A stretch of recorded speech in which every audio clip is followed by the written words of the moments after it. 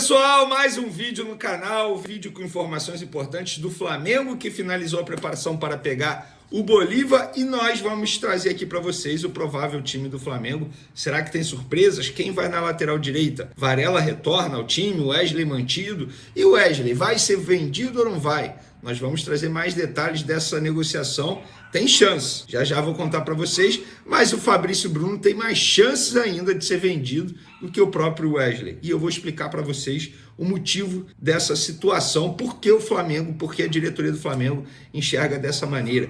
E tem também detalhes da chegada de uma promessa ao Flamengo, que é o Jorge, a promessa uruguaia, o Jorge Mora. A gente falou sobre esse jogador aqui recentemente. Tem também Flamengo com muito dinheiro para receber ainda, 138 milhões a receber com venda de jogadores no passado. Sabe quem está na lista? Vocês não vão acreditar. Pablo Mari, é isso mesmo.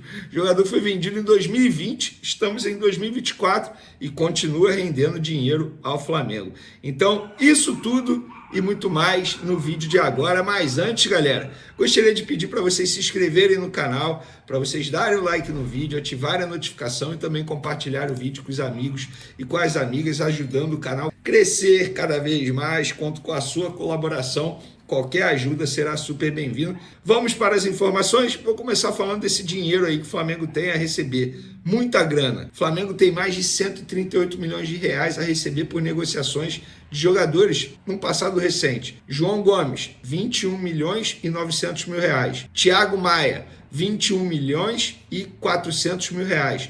Vinícius Souza, 18 milhões e 700 mil reais. Otávio, 15 milhões e 900 mil reais. Mateuzinho, 13 milhões e 400 mil reais. Matheus França, 12 milhões de reais. Paquetá, 11,7 milhões de reais. Pablo Mari, 7 milhões e 700 mil reais. Lázaro, 7 milhões e 200 mil reais.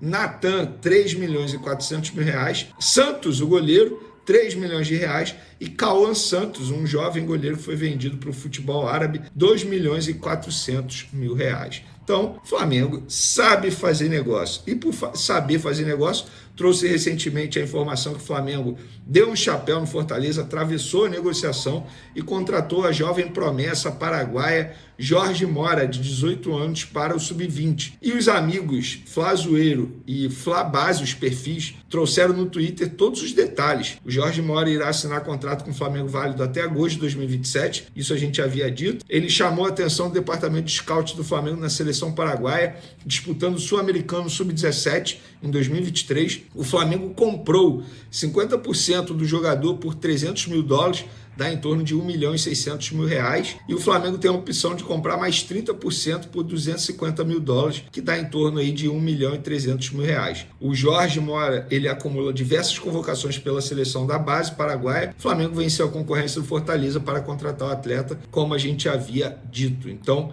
fica aí a informação. E por falar em Sub-20, o Flamengo está muito próximo de acertar a renovação de contrato do Lohan, jogador que está, uma hora está no profissional, outra hora está no Sub-20, está participando desse processo que o Flamengo sabe fazer muito bem, de lapidar joias, e o Flamengo está mais próximo agora. Lembrando que a negociação pela renovação se tornou até novela.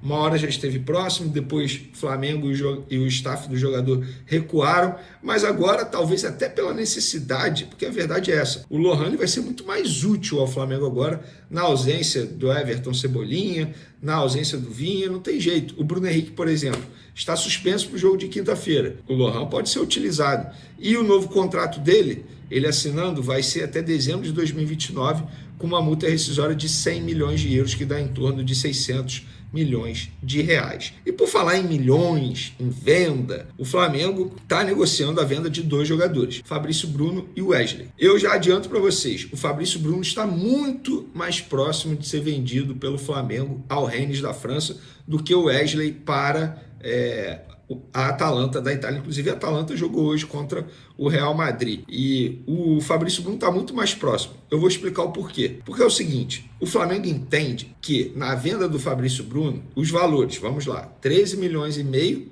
de euros de maneira fixa, mais 1 milhão, ou seja, 1,5 milhão, ou seja, podendo chegar a 15 milhões de euros. Uma venda absurda para um zagueiro de 28 anos. Mas o Flamengo entende que Fabrício Bruno sendo vendido não terá a urgência de ir ao mercado para fazer uma contratação para repor a saída desse atleta. Por quê? Tanto é que a todo momento eles recusam proposta para negociar o Cleiton, um jovem zagueiro que está lá de 21 anos. Ele não vem sendo muito utilizado pelo técnico Tite, não vem sendo muito relacionado, mas a comissão técnica do Tite adora o Cleiton, é apaixonada pelo Cleiton, entende que o Cleiton tem um potencial absurdo, tanto é que o Flamengo a todo momento recusa a proposta para negociar esse jogador, seja por empréstimo e por venda, porque acredita no potencial do Cleiton. E o Cleiton seria esse reserva imediato do Fabrício Bruno, ou o reforço caseiro, digamos assim, vou utilizar a expressão que a pessoa do Flamengo me utilizou. O Cleiton seria o nosso reforço caseiro, foi assim que o dirigente me disse,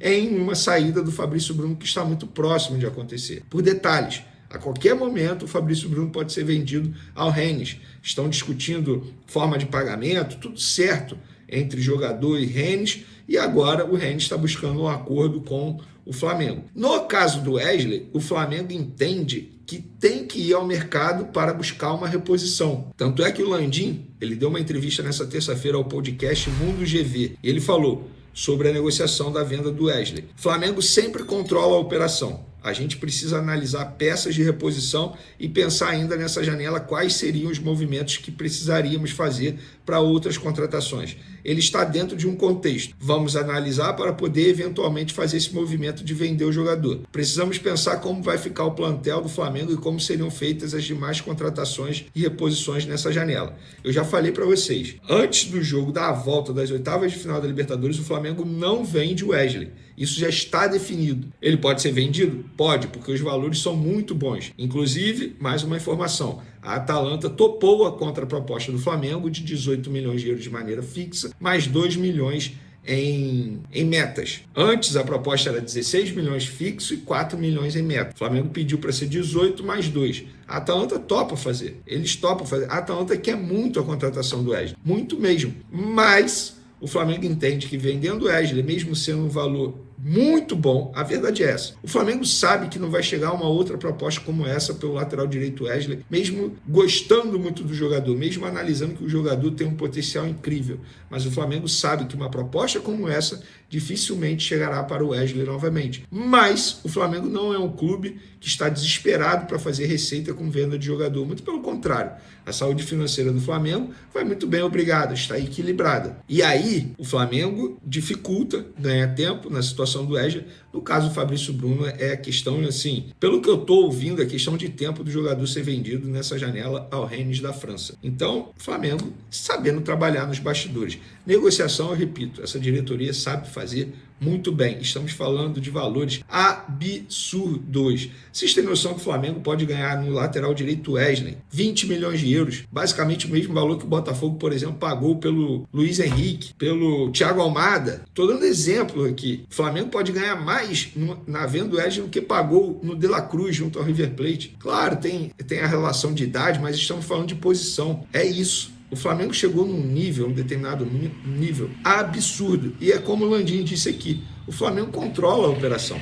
O Flamengo senta à mesa porque não tem a urgência de vender. E só vai vender quando entender que de fato faz sentido para o clube. E é isso. Espero que vocês tenham entendido toda a negociação envolvendo Fabrício Bruno e Wesley. E em relação ao Wesley, será que ele vai ser titular no jogo dessa quinta-feira contra o Bolívar? A informação que eu tenho, embora pessoas tenham noticiado diferente, mas a informação que eu tenho é que o Wesley não será titular e que o Tite esboçou o time da seguinte forma: Rossi no gol, Varela na lateral direita, Fabrício Bruno, Léo Pereira, Ayrton Lucas, Pulgar, De La Cruz, Gerson Arrascaeta, Luiz Araújo entrando no ataque, na ausência do Everton Cebolinha e também do Bruno Henrique, que está suspenso, e Pedro ao lado dele. Por falar em Everton Cebolinha, ele passou pela cirurgia hoje, que ocorra tudo bem no processo de recuperação, que ele tenha muita força de vontade, muita sabedoria para lidar com esse tipo de situação, que vai ser difícil. Não é nada fácil. Não é uma lesão fácil. Não adianta a gente ser demagogo,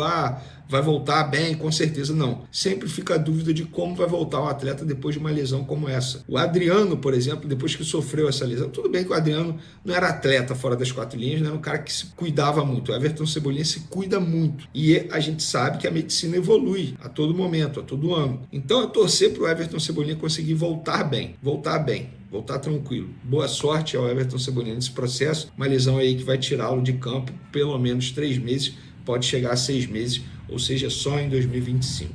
Enfim, o problema é esse, cara. Alcaraz vem quando? Não sei, cara. Esse negócio não está tão simples ainda não, cara. Parece que o Alcaraz aceitou conversar. A família do Alcaraz já está achando legal ele voltar para a América do Sul. E o clube dele disse, depois de 2 investidas do Flamengo, em que eles nem responderam, o clube agora respondeu, tá, vamos conversar. Mas não está resolvido ainda não, pelo contrário, ainda é bastante complicado. Deixa eu ver até aqui o que foi que eu separei disso aí. Só um minutinho.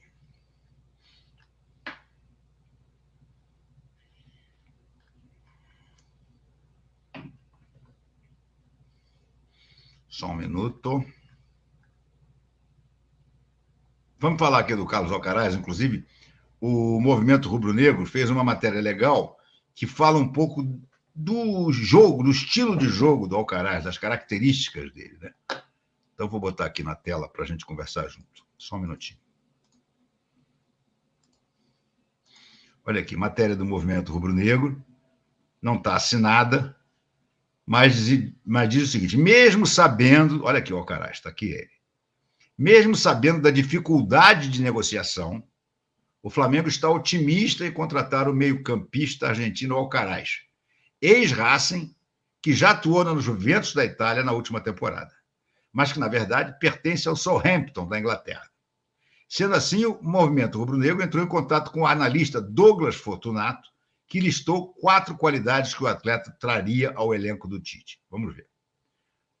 As primeiras seriam jogar como volante e meia de criação. Ou seja, ele é versátil. Ele seria, vamos assim dizer, um cara bem no estilo do De La Cruz. O De La Cruz tanto joga como segundo volante, como costuma ser escalado no Flamengo, como joga como o armador principal, como joga na seleção uruguaia. Isso seria uma posição fundamental para o Flamengo. O Flamengo não tem um substituto para o Arrascaeta sem ter a necessidade de empurrar o De La Cruz. Se o Alcaraz entrar e entrar bem, tanto ele pode ser o substituto do Arrascaeta, como ele pode ir para o lugar do De La Cruz e o De La Cruz passar a fazer isso. Poderiam jogar até revezando. Diz aqui o analista, o Alcaraz pode atuar em 2 posições específicas. Pode jogar como segundo volante ou como meio ofensivo. Também tem uma boa capacidade associativa. Consegue construir. Acerta aqueles passes de ruptura, que a gente chama de furo na linha da linha de defesa adversária. Como volante, ele lembra o Paulinho que foi do Corinthians, da seleção brasileira, do Barcelona. Elias, que foi do Corinthians, do Flamengo. Atletas com chegadas na área, pontua. Em seguida, o analista também destacou que o Alcaraz tem uma boa finalização de fora da área. Pô, super bem-vindo, né? E consegue percorrer o campo para desarmar os adversários. Aqui a gente vê alguns mapas. Deixa eu tirar isso aqui. A gente vê um pouco o mapa de calor dele, caindo mais pela esquerda, tá vendo? Jogador que atua em toda a faixa do campo, mas a faixa mais vermelha na esquerda. Ele também bate muito bem forte fora da área, sem cobrar faltas. Tem um bom chute de média e longa distância. Sem bola também participa bem. Acho que tem uma participação interessante. Não no nível do De La Cruz, mas acho que um bom nível. Consegue ter uma boa capacidade de cobrir determinadas áreas do campo, agregaria muito ao Flamengo. A proposta do Flamengo pelo Alcaraz é de 18 milhões de euros. O Flamengo está oferecendo pelo Alcaraz o mesmo que ofereceu ao Zenit pelo Claudinho. O Flamengo chegou a oferecer 18 milhões de euros ao Zenit pelo Claudinho, que era, em princípio, o dinheiro que o Zenit queria. Mas quando o Flamengo chegou lá, o Flamengo começou com 16 milhões de euros. O Zenit disse 18. Aí o Flamengo, quando chegou nos 18, ele disse, não, mas eu quero 18 mais metas. E aí começou a complicar. Essa, tá dizendo aqui, essa é a mesma proposta feita pelo Flamengo ao Zenit da Rússia por Claudinho. Detalhe, Carlos Alcaraz tem 21 anos, ou seja, tem ainda um bocado de tempo pela frente, inclusive para evoluir. O Flamengo tem até o dia 2 de setembro para concluir o negócio. Eu diria que o Flamengo tem até o fim da semana, porque não é a questão da janela, é a questão da urgência do Flamengo aqui. O De La Cruz, e eu vou mostrar isso para vocês também, o De La Cruz vai jogar. Treinou hoje com bola e tudo. Mas o De La Cruz está baleado. O De La Cruz está baleado. Então, você trazer um jogador como o Alcaraz seria sensacional para você poder até descansar o De La Cruz. Olha aqui, ó. Deixa eu botar essas duas matérias que eu separei aqui sobre o De La Cruz e que são preocupantes. Olha lá.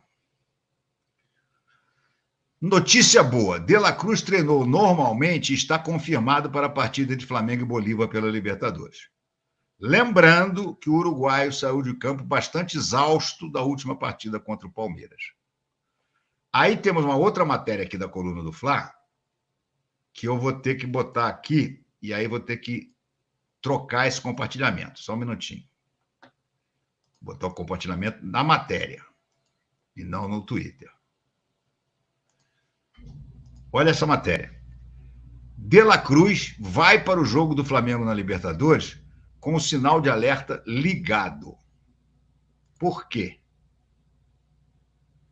O Flamengo passa por uma sequência de problemas médicos nesse meio de temporada.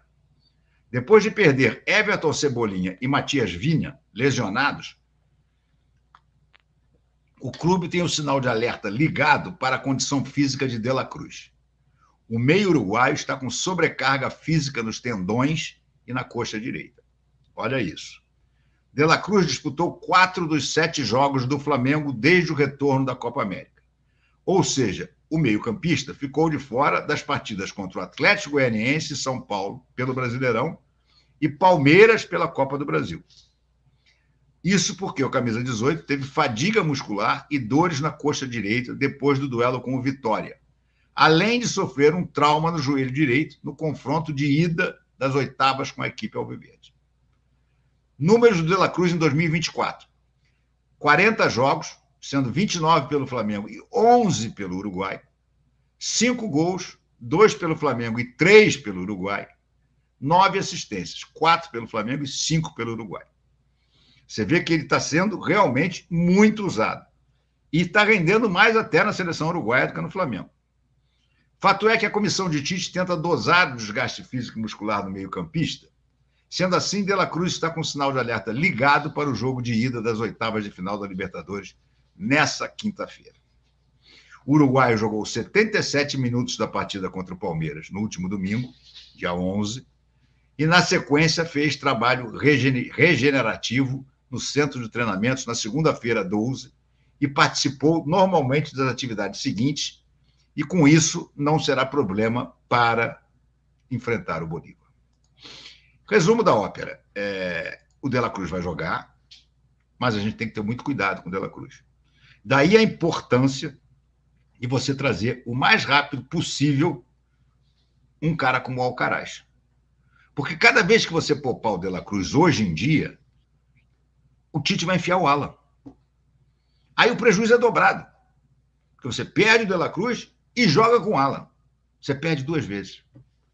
Se amanhã ou depois o Flamengo traz o Alcaraz mesmo, aí você passa a ter um jogador que pode substituir o De La Cruz. E pode substituir o Arrascaeta também.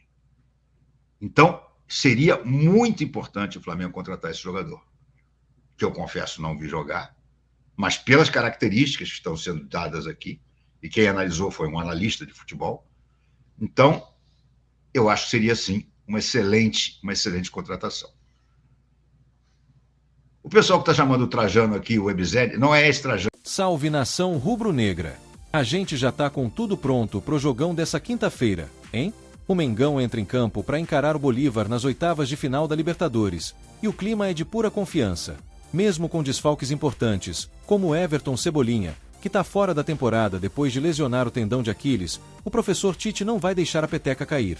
O Luiz Araújo vai ser o cara que vai substituir o Cebolinha, e a gente sabe que ele vai dar conta do recado. O time que deve entrar em campo tá com a cara do Flamengo. Rossi no gol, Wesley e Ayrton Lucas nas laterais, Fabrício Bruno e Léo Pereira fechando a zaga, Pulgar, De La Cruz e o maestro Arrascaeta no meio, e o trio de ataque com Gerson, Luiz Araújo e o nosso artilheiro Pedro. Não tem pra ninguém. A zaga tá firme, o meio-campo criativo e o ataque, meu amigo, é de meter medo em qualquer adversário.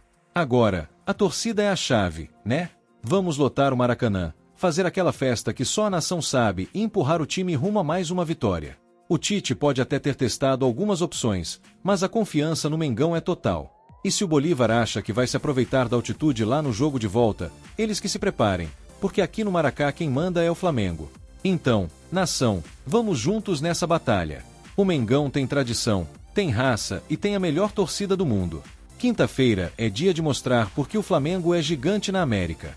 Vamos pra cima, que essa Libertadores tem que ser nossa de novo. Vamos que vamos, Flamengo.